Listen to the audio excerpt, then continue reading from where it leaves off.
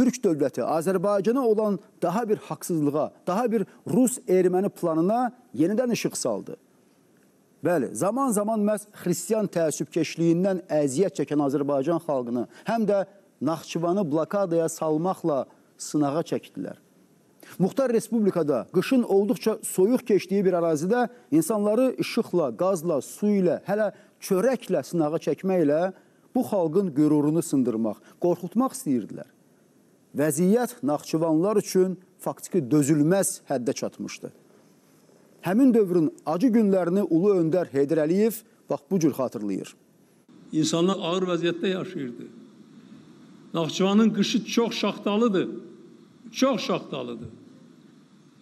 Biz gecə dona-dona yatırdıq. Səhər əlimizi yumağa su tapırdıq. Mənim yaxşı xatirimdədir. Məlumat gəldi ki, Şərir rayonunda doğum evində bir qadın uşaq doğubdu. Sonra gedib evə, evdə uşaq donub, götürüb gəlib də doğum evinin direktorun üzərinə atıb donmuş uşağı ki, bax götürün. Dəhşətli faciə. Və məhz belə bir ağır, belə bir acınacaqlı, hətta dözülməz bir şəraitdə, daha dəqiq desək, 1990-cı il iyulun 22-sində Naxçıvana qayıdan Heydər Əliyev Muxtar Respublikanın faktiki işğaldan xilas etdi və Ulu Öndərin atdığı ən mühüm addımlardan biri də Ümid Körpüsünün inşası oldu. Yalnız bu körpünün açılmasından sonra Naxçıvan bir qədər blokadadan xilas oldu. Prezident İlham Əliyevin xüsusi olaraq vuruladığı kimi Türkiyədən gələn yardımlar Naxçıvanın qorunmasına çox önəmli töhfə verdi. Xalq ağırlı günləri tədricən arxada qoydu. Məhz Sədərək Dulucu körpüsünün istifadəyə verilməsi ilə əhalinin maddi rifahı yaxşılaşdı. Türkiyə ilə nəqliyyat əlaqələri quruldu. Gələcəkdə yeni layihələr üçün də stimul yarandı. Ona görə Ümid Körpüsünün açılması hadisəsi Naxçıvanda əsl bayram kimi qeyd olunurdu. Biz bu günü böyük həsrətlə gözləmişik. İndi isə bizim bu arzularımız, bizim bu diləklərimiz həyata keçirilibdir. Naxçıvan ilə, Azərbaycan ilə Türkiyəni bağlayan nəhəng bir körpü tikilibdir. Mən sizi bu hadisə münasibətilə ürəkdən təbrik edirəm. Bu bir coşkudur, bu bir milli coşkudur. Aras Nehri'nin ayırdığı, yılların ayırdığı, şimdi devrin değişmesi suretiyle ebediyete kadar kucaklaşıp kılan Türkiye halkıyla Azerbaycan halkı, Türk milletinin iki ailesi birbiriyle kucaklaşıyor. Daha sonra isə Ulu Öndər Heydər Əliyev körpü ilə bağlı bunları deyəcək. Belə bir körpü tikmək bizim bir Azərbaycanlı kimi şəxsən mənim 10 illərlə qəlbimdə olan arzu idi. Bu fikir mənim qəlbimdə 10 illərlə yaşayırdı. Mən özümü xoşbəxt hesab edirəm ki, gördüyüm bütün başqa işlərlə bərabər o ümid, həsrət körpüsünün qısa müddətdə tikilməsinin, yaranmasının təşəbbüskarı oldum. Bəli, biz bunları da yaşadıq, sınmadıq, mübarizə apardıq və daha bir haqsızlığa qalib gəldik. Lakin Prezident İlham Əliyev Ümid Körpüsünün adını çəkməklə yalnız bu tarixə işıq salmır, həm də Naxçıvanın nəyə görə Azərbaycanın əsas hissəsindən ayrı düşmə səbəbinə toxunur. Səbəb nə idi? Səbəb Sovet hakimiyyətinin Qərbi Zəngəzuru Ermənistana birləşdirməsi və beləliklə də Azərbaycanın əsas hissəsi ilə Naxçıvanın quru bağlantısının pozulması idi. Heç də təsadüfi deyil ki, o dövrün sənədlərində əsasən də 1918-ci və 1920-ci il sənədlərində Qarabağ və Zəngəzur həmişə ayrıca təsnifləşdirilib. Zəngəzur qəzasının ərazisi 7600 kvadrat kilometr, əhalisi isə 230 min nəfər təşkil edib. Əhalinin 55% müsəlmanlar, 44% ermənilər, 1% isə digər millətlərdən ibarət olub. Azərbaycanda Sovet hakimiyyəti qurulduqdan sonra isə ermənipərəst bolşeviklər Zəngəzurun Ermənistana birləşdirilməsi təşəbbüsü ilə çıxış etməyə başlayıblar. Məqsəd bəlli idi və ona Prezident İlham Əliyev bu illər ərzində dəfələrlə toxunub. Vaxtilə Zəngəzuru Azərbaycandan alıb Ermənistana birləşdirmək Türk dünyasının coğrafi parçalanması idi. Çünki əgər xəritəyə baxsaq, görərik ki, sanki bizim bədənimizə xəncəl saplanmışdır.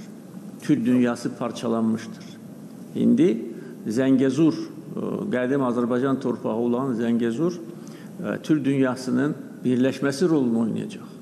Çünki Zəngəzurdan keçən nəqliyyat, kommunikasiya, infrastruktur layihələri bütün Türk dünyasını birləşdirəcək. Eyni zamanda digər ölkələr üçün əlavə imkanlar yaradacaq. O cümlədən Ermənistan üçün. Bir sözlə, məqsəd Türk dünyasının birləşməsinin qarşısını almaq idi. Ancaq çox şükür ki, Rus bolşevikləri Ermənistan sovetləşənə qədər Zəngəzurun ermənilərə hədiyyə verilməsinə nail ola bilmədilər. 1920-ci il noyabrın sonlarında Ermənistanda Sovet hakimiyyətinin qurulması münasibəti ilə Stalinin erməni xalqına ünvanladığı təbrik teleqramını əsas götürən ermənipərəstlər Zəngəzur, Naxçıvan və Qarabağın Ermənistanın tərkibinə daxil edilməsi üçün hərəkətə keçdilər. Doğrudur, Naxçıvan və Qarabağ sonraki bəzi proseslər səbəbindən Ermənistana verilmədi. Bolşevik rəhbərliyinin yanaşması isə belə idi ki, Zəngəzurun Azərbaycan yaxud Ermənistana mənsub olmasının önəmi yoxdur. Faktiki, hər iki respublika Bolşevik Rusiyasının tərkibinə daxil idi. Halbuki, bu hadisə ilə Naxçıvan Azərbaycandan, Azərbaycan isə Türkiyədən təcrid olundu. Nəticədə bir daha deyirik, məhz ötən əsrin 90-cı illərinə qədər, məhz Ulu Öndər Naxçıvana gələnədək bölgə insanları məlum parçalanma ucbatından ağır sosial-iqtisadi durumla üz-üzə qaldılar. O ki qaldı Zəngəzur dəhlizinə. Bu dəhliz 1941-ci ildə Culfadan Mincivana gedən dəmir yolu xətti kimi çəkilib və Bakı-İrəvan yolunun bir hissəsini təşkil edirdi. Həmin yolun 42 kilometrlik hissəsini ötən əsrin 80-ci illərində ermənilər tamamilə dağıtdılar ki, bu da erməni terrorunun daha bir acı nümunəsi idi. Məqsəd əlbəttə ki, Naxçıvanı blokadaya salmaq, Azərbaycan xalqını növbəti dəfə çətin durumla üz-üzə qoymaq idi. Lakin şükür, çox şükür ki, bütün bunlar arxada qaldı. Və bugün uzaq və yaxın tarixdə yaşananlara yeridən nəzər salarkən, həmin hadisələri məhz bugün baş verənlər, konkret Iğdır-Naxçıvan qaz kəmərinin açılışı mərasimi fonunda təhlil edərkən, bizim hardan hara gəldiyimiz, siyasi, iqtisadi, sosial, hətta hərbi gücümüz tam şəkildə göz önündə canlanır. Göz önündə canlanan həm də Azərbaycan-Türkiyə qardaşlığının tarixin ən müxtəlif sınaqlarından üzüaq, uğurla sınaqdan çıxması. Bu sınaqlardan nəinki büdrəməməsi, yaxud zəifləməməsi, əksinə daha da bərkiməsini, bir-birinə daha sıx sarılmasını görürsən. Bu birliyin, qardaşlığın bərkiməsinin kökündə isə heç şübhəsiz ki, liderlər durur. İşte millet ve sevdalı yiğitler, Cumhurbaşkanımız Recep Tayyip Erdoğan, Azerbaycan Cumhurbaşkanı İlham Aliyev. O liderlər ki, bir çox yeniliklərə, birgə layihələrə imza atdılar və həmin layihələr də ən qısa zamanda reallaşmaqla artıq iki ölkənin də yox, regionun, bütövlükdə beynəlxalq əməkdaşlıq arealının əsas layihələrinə çevrilir. Haqqında danışdığımız qaz kəmərinə gəlincə, onun əsası bir qədər öncə dediyimiz kimi cəmi il yarım əvvəl, konkret 2023-cü il sentyabrın 25-də qoyulmuşdur. Və qısa zamandan sonra kəmərin açılışının baş tutması çox mətləblərdən xəbər verir, əziz tamaşaçılar. Həm də yaxın gələcəkdə Zəngəzur dəhlizinin çəkilməsindən. İnşallah. Iğdır, Naxçıvan doğalgaz boru hattı enerji alanında daha evvelki stratejik girişimlerimizi tamamlayacaktır. Ayrıca Naxçıvan'la kader birliğimizin adeta nişanesi olacaktır. BOTAŞ tarafından inşa edilen 80 kilometre uzunluğundaki günlük 2 milyon metrekübe kadar taşıma kapasiteli bu hat, özellikle Naxçıvan'ın doğalgaz ihtiyacının tamamını asgari 30 yıl süresince karşılayacaktır. Dolayısıyla bugün Naxçıvan'ın enerji güvenliğini uzun yıllar teminat altına alacak bir projeyi kardeşimle birlikte ülkelerimize kazandırmış oluyoruz. Regional anlamda isə İğdır-Naxçıvan qaz boru kəməri layihəsi Naxçıvanın qaz təchizatını şaxələndirməklə yanaşı həm Naxçıvan, həm də İğdır əhalisinin rifahına xidmət edəcək. Elə ona görə də layihə haqlı olaraq Türkiyə və Azərbaycan dostluq və qardaşlığının daha bir simvolu adlandırılır. Gəlin statistik rəqəmlərə birgə nəzər salaq. Boru kəmərinin İğdırdan Sədərək rayonuna qədər uzunluğu 97,5 kilometr. Azərbaycan hissəsinin uzunluğu 17,5 kilometr. Türkiyə hissəsinin uzunluğu 80 kilometr təşkil edir. Kəmər gündə 2 milyon kubmetr, ildə 730 milyon kubmetr qaz ötürmək qabiliyyətinə malikdir. Göründüyü kimi, kəmər muxtar respublikanın enerji təhlükəsizliyinin təmini baxımından xüsusi önəm daşımaqla yanaşı tezliklə əks istiqamətdə də enerji daşımalarına rəvac verəcək. Və bununla da iki qardaş xalqın bu layihədən yüksək dividendlər qazanmasını təmin edəcək. Lakin onu da xüsusi olaraq vurgulamaq lazımdır ki, buna qədər də iki qardaş ölkə strateji xarakter daşıyan bir neçə enerji layihəsində birgə iştirak edib. Liderlərin xüsusi olaraq toxunduğu kimi. Bugün Türkiye ve Azerbaycan iki kardeş ülke dev projeleri gerçekleştirir. Bakı, Tbilisi, Ceyhan, Bakı, Tbilisi, Erzurum, TANAP kimi petrol, gaz, boru hatları projeleri nəinki ülkelerimizi birleştirdi, eyni zamanda Avrasya'nın enerji haritasını değiştirdi. Bugün Azerbaycan'dan Türkiye üzerinden giden gaz birçok ülkelerin enerji güvenliğini temin edir. Geçen sene Azerbaycan'ın gaz ihracatı 25 milyar metrekübe çatmıştır. Onun təxminən yarısı Türkiye olan ihracattır. Ve Türkiye'den başka da 11 ülke, onlardan 10 Avrupa ülkesi Azerbaycan gazını alarak öz enerji güvenliğini güçlendirir. Bugün açılışında iştirak ettiğimiz proje Naxçıvanın enerji güvenliğini temin edecek. Çünkü Azerbaycan'dan gelen gaz Türkiye üzerinden swap şeklinde Naxçıvan'a ötürülerek artık Naxçıvan da bu problemden xilas etmiş olacaktır. Savunmadan ticarete çok geniş bir yelpazede ülkelerimiz arasındaki münasebetler sürekli gelişiyor. Şüphesiz bu işbirliklerimiz arasında birçok projeyle taşlandırdığımız enerji sektörü başta yer alıyor.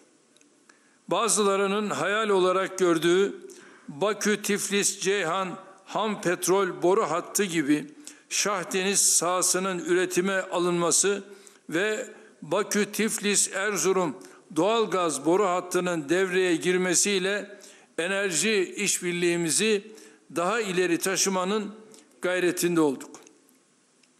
Anadolu geçişli doğalgaz boru hattı TANAP vasıtasıyla önemli miktarda Azerbaycan doğalgazını Avrupa'ya ulaştırmanın sevincini yaşıyoruz.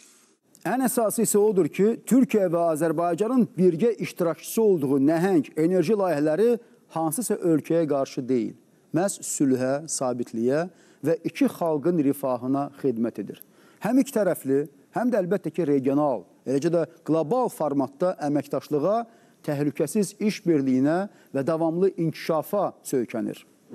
2024-cü ildə ölkələrimiz arasında ticarət dövriyyəsi 6,13 milyard dollar təşkil edib. O cümlədən ixrac 3,82 milyard dollar.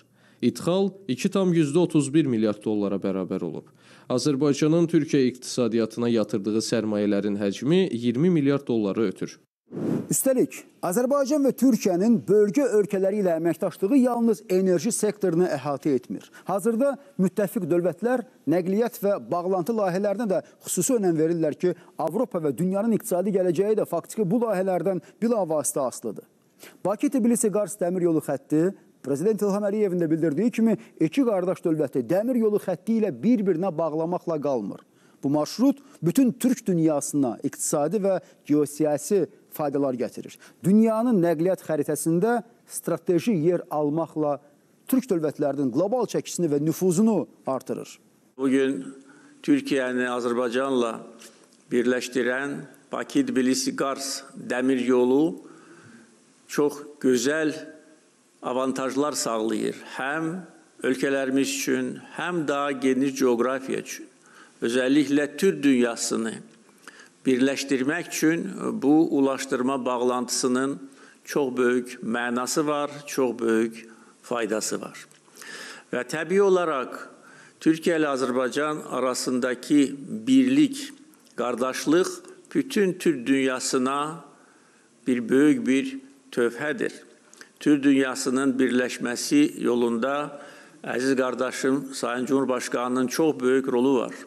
Onun liderliyi ilə həm Türkiyədə böyük uğurlar, başarılar əldə edildi, həm Türk dünyasının daha da sıx birləşməsi üçün yeni imkanlar yarandı. Azərbaycan da hər zaman Türk dünyasının birləşməsinə çox böyük önəm verirdi və öz tərəfindən bu birliyi sağlamaq, bunu əbədi etmək və orta çıxarlar və orta tarix üzərində ilişkiləri qurmaq üçün öz səylərini əsirgəmirdi. Hayırlı olsun. Uğurlu olsun.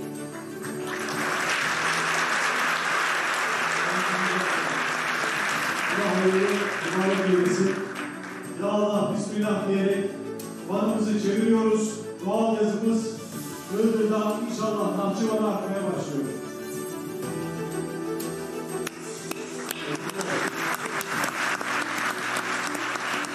Beləliklə, əziz tamaşaçılar, daha bir tarixi layihənin istifadəsinə start verildi. Bu yerdə onu da əlavə edək ki, Iğdır-Naxçıvan boru xətti iqtisadi cəhətdən olduqca rentabellidir. Böyük coğrafiyanı əhatə edir və texniki üstünlüklərə malikdir. Naxçıvanın relyefi mürəkkəb olduğundan bu əraziyə digər ölkələrdən qaz ötürülməsi çətindir. Ancaq Iğdır qaz xətti relyef və coğrafi xüsusiyyətlərinə, texniki, iqtisadi parametrlərinə görə daha məqsədə uyğun istiqamət sayılır.